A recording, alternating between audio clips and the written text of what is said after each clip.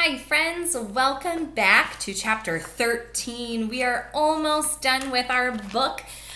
Today is the last day of school, and I so wish that we could have all been together in the classroom, but alas, just on the computer. But here we go. The Three Sleepers. The wind never failed, but it grew gentler every day, till at length the waves were little more than ripples, and the ship glided on hour after hour, almost as if they were sailing on a lake. And every night they saw that there rose in the east new constellations which no one had ever seen in Narnia, and perhaps, as Lucy thought, with a mixture of joy and fear, no living eye had seen it all. Those new stars were big and bright, and the nights were warm. Most of them slept on deck and talked far into the night, or hung over the ship's side, watching the luminous dance of the foam thrown up by their bows. On an evening of startling beauty, when the sunset behind them was so crimson and purple and widely spread that the very sky itself seemed to have grown larger, they came in sight of land on their starboard bow. It came slowly nearer, and the light behind them made it look as if the capes and headlands of this new country were all on fire. But presently they were sailing along its coast, and its western cape now rose up astern of them, black against the red sky and sharp as if it was cut out of cardboard, and then they could see better what this country was like. It had no mountains, but many gentle hills with slopes like pillows. An attractive smell came from it, what Lucy called a dim purple kind of smell, which Edmund said and Prince thought was rot, but Caspian said, "I know what you mean." They sailed on a good way, past point after point, hoping to find a nice deep harbor, but had to content themselves in the end with a wide and shallow bay. Though it had seemed calm out at sea, there was of course surf breaking on the sand, and they could not bring the Dawn Treader as far in as they would have liked. They dropped anchor a good way from the beach and had a wet and tumbling landing in the boat. The Lord Roop remained on board of the Dawn Treader. He wished to see no more islands. All the time that they had remained in this country, the sound of the long breakers was in their ears. 2 men were left to guard the boat, and Caspian led the others inland, but not far, because it was too late for exploring and the light would soon go. But there was no need to go far to find an adventure. The level valley, which lay at the head of the bay, showed no road or track or sign of habitation. Underfoot was fine, springy turf, dotted here and there with a low, bushy growth, which Edmund and Lucy took for heather. Eustace, who was really rather good at botany, said it wasn't. And he was probably right, but it was something of very much the same kind. When they had gone less than a bow shot from the shore, Drinian said, "Look, what's that?" And everyone stopped. "Are they great trees?" said Caspian. "Towers, I think," said Eustace. "It might be giants," said Edmund in a lower voice. "The way to find out is to go right in among them," said Reepicheep, drawing his sword and pattering off ahead of everyone else. "I think it's a ruin," said Lucy, when they had got a good deal nearer, and her guess was the best so far. What they now saw was a wide, oblong space, flagged with smooth stones and surrounded by gray pillars, but unroofed. And from end to end of it ran a long table laid with a rich crimson cloth that came down nearly to the pavement. At either side of it were many chairs of stone, richly carved and with silken cushions upon the seats. But on the table itself there was set out such a banquet as he had never been seen, not even when Peter the High King had kept his court at Cair Paravel. There were turkeys and geese and peacocks. There were boars' heads and sides of venison. There were pies shaped like ships under full sail, or like dragons and elephants. There were ice puddings and bright lobsters and gleaming salmon. There were nuts and grapes, pineapples and peaches, pomegranates, melons and tomatoes. There were flagons of gold and silver and curiously wrought glass, and the smell of fruit blew toward them like a promise of all happiness. "I say," said Lucy. They came nearer and nearer, all very quietly. "But where are the guests?" asked Eustace. "We can provide that, sir," said Prince. "Look," said Edmund sharply. They were actually within the pillars now and standing on the pavement. Everyone looked where Edmund had pointed, and the chairs were not all empty. At the head of the table in the 2 places beside it there was something, or possibly 3 somethings. "What are those?" asked Lucy in a whisper. "It looks like 3 beavers sitting on the table." "Or a huge bird's nest," said Edmund. "It looks more like a haystack to me," said Caspian. Reepicheep ran forward, jumped on a chair, and thence onto the table, and ran along it, threading his way as nimbly as a dancer between jeweled cups and pyramids of fruit and ivory salt cellars. Here's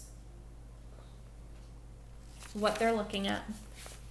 He ran right up to the mysterious gray mass at the end, peered, touched, and then called out, "These will not fight, I think."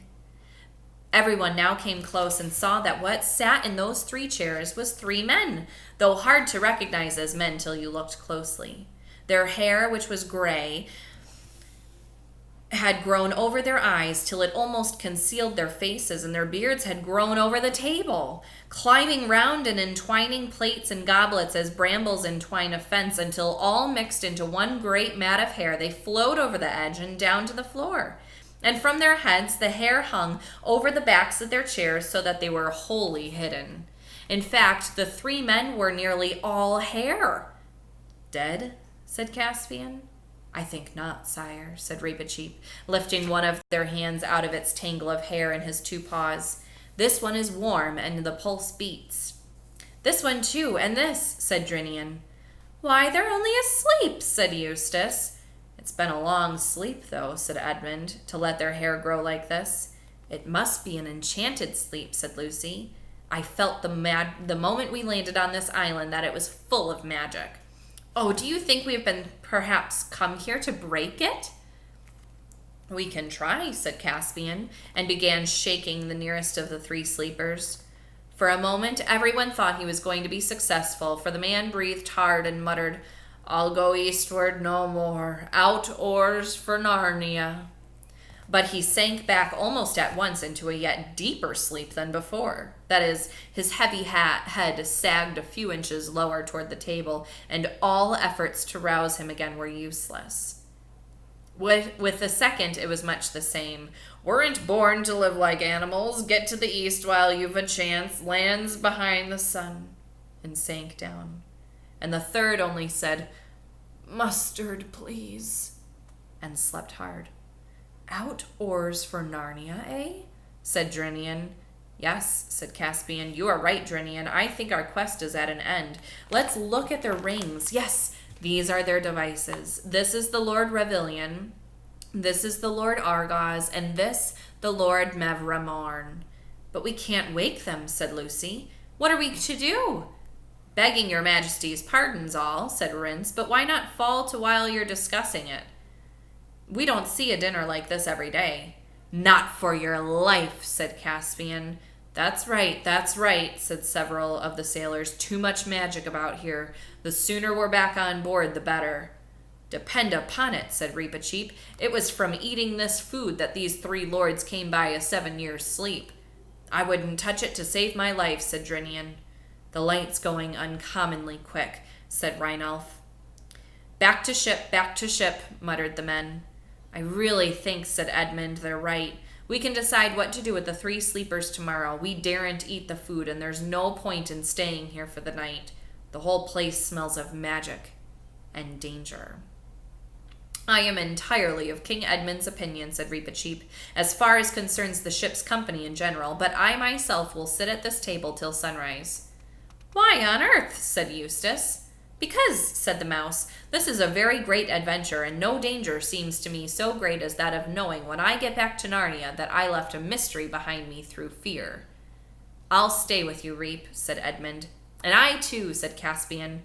"And me," said Lucy. And then Eustace volunteered also. This was very brave of him, because never having read of such things or even heard of them till he joined the Dawn Treader made it worse for him than the others. "I beseech your majesty," began Drinian. "No, my lord," said Caspian. "Your place is with the ship, and you have had a day's work while we 5 have idled." There was a lot of argument about this, but in the end Caspian had his way. As the crew marched off to the shore in the gathering dusk, none of the 5 watchers, except perhaps Reepicheep, could avoid a cold feeling in their stomach. They took some time choosing their seats at the perilous table. Probably everyone had the same reason, but no one said it aloud, for it was really a rather nasty choice. One could hardly bear to sit all night next to those three terrible hairy objects which, if not dead, were certainly not alive in the ordinary sense.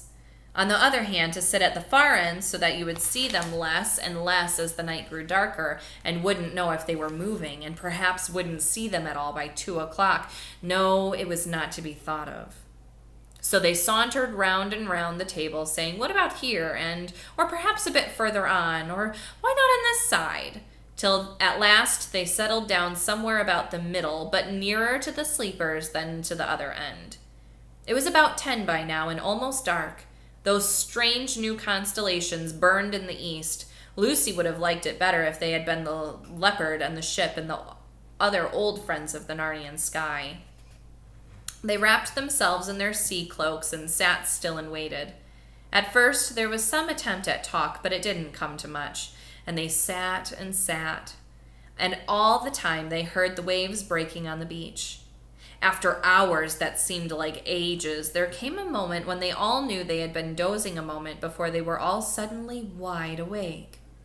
The stars were all in quite different positions from those they had last noticed. The sky was very black except for the faintest possible grayness in the east.